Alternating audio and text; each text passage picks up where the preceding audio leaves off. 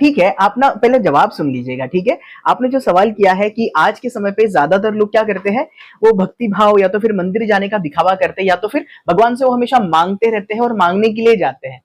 तो मैं आपको बताता हूँ, मैं जिन लोगों के बीच पला हूँ, बड़ा हुआ हूँ, हमारे गुरुओं के साथ में जिस वक़्त हम लोग रहते हैं, तो हमारा क्या भाव होता है वो मैं आपको बताता हूँ, जिससे आप ना एक्चुअली में समझ पाएँगे कि ज़्यादातर लोग भगवान से माँगने के लिए मंदिर नहीं जाते।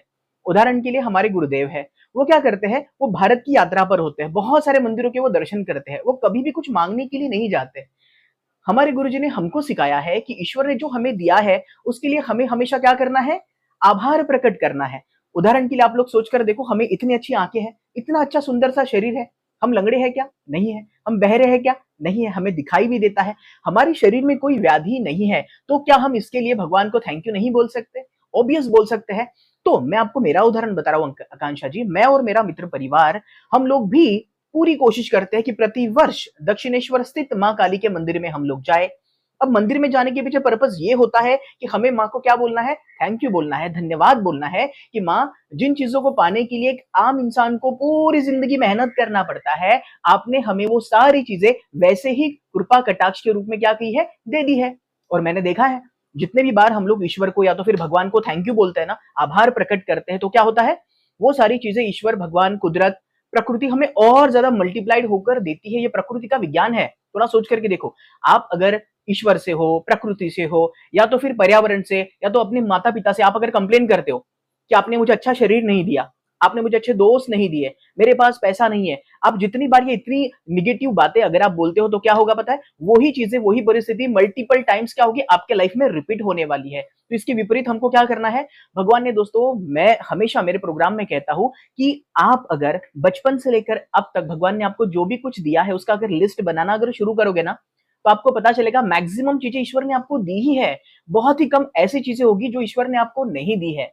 और थोड़ा सोच करके देखो, भगवान अगर हमारी सारी मांगे अगर पूरी कर देते ना, तो अनर्थ हो जाता।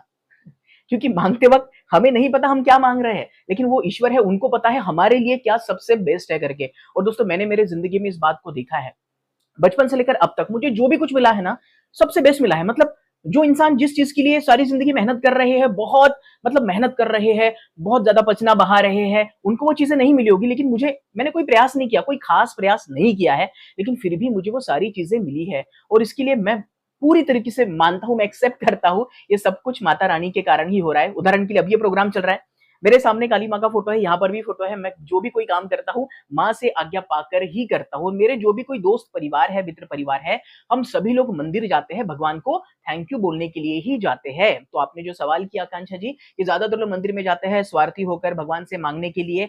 कुछ लोग ऐसे हो सकते हैं, हम उन्हें कहेंगे अज्ञानी है, उनके पास गुरु नहीं है। अगर उन्हें गुरु अगर होते, तो वो ऐसा व्यवहार नहीं करते। थोड़ा सोच करके देखो ना, बचपन में हम लोग जब छोटे थे, हमें किसी चीज की डिमांड अगर होती, हमें अगर कोई चीज चाहिए होती, तो हम लोग क्या करते? मांगने से पहले हमारे माता पिता को पता चल जाता कि हमें क्या चाहिए।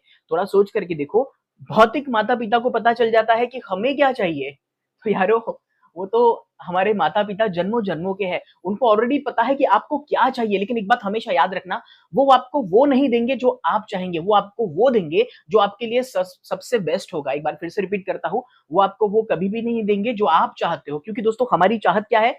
बुद्धि के तौर पर है। हम जो भी कोई चाहत करते हैं ना, बुद्धि के तौर पे करते हैं, मतलब बुद्धि तर्क करती है कि मुझे ये चाहिए, वो चाहिए, ऐसा चाहिए, वैसा चाहिए। अब उसके पीछे क्या निगेटिव बातें हैं, हमको ये नहीं पता, तो हमको क्या करना है? ईश्वर के प्रति अपने आप को समर्पित कर देना है। आप देखेंगे, भगवान जो भी कोई चीजें आपको देंगे ना, वो सबसे बेस्ट अगर होगी तो ही आपको देंगे।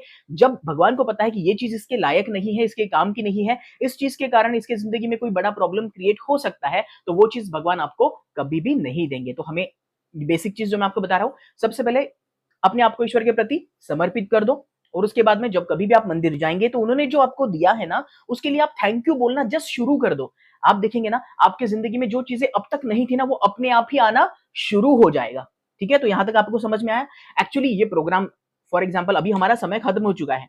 अगर इसी टॉपिक पे अगर मुझे बोलना हो, तो मैं 2 घंटा और भी ज्यादा बात कर सकता हूँ, लेकिन आपके सवाल का सार मैं आपको इतना ही बताता हूँ। सभी लोग मंदिर में केवल भगवान से मांगने के लिए नहीं जाते, बहुत सारे लोग ऐसे होते हैं जो धन्यवाद कहने के लिए भी जाते हैं। उदाहरण के लिए कि ईश्वर, आपने हमें बहुत अच्छे बच्चे दिए, आपका बहुत बहुत धन्यवाद। हे भगवान जी, आपने हमें बहुत अच्छे माता-पिता दिए, बहुत अच्छे दोस्त दिए, बहुत अच्छे पार्टनर दिए, बहुत अच्छे लाइफ पार्टनर दिए, जिसके लिए हम लोग सारी ज़िंदगी अगर मेहनत करते, तो वो हमें नहीं मिल पाते। लेकिन भगवान, आपने हमें जो भी कुछ दिया है, वो बहुत अच्छा दिया है। और जितनी बार वो ऐसा करते हैं और कहते हैं, तो क्या होगा दोस्तों? भगवान को बहुत अच्छा लगेगा कि जो प्रकृति या तो फिर जो सृष्टि मैंने बनाई है, जिस प्रकार का जीवन मैं इस इंसान को दे रहा हूँ या दे रही हूँ, ये इंसान उसमें खुश है। तो भगवान को भी अच्छा लगेगा। भगवान आपको वो चीज़ें कई गुना मल्टीप्लाइड होकर देने ही देने वाले हैं। तो ठीक है, आज हम अभी हमारा ये सेशन खत्म हो रहा है, इसके बाद मेरा जस्ट सेशन है, तो आई थिंक सवाल का जवाब मैंने आपको दे दिया है।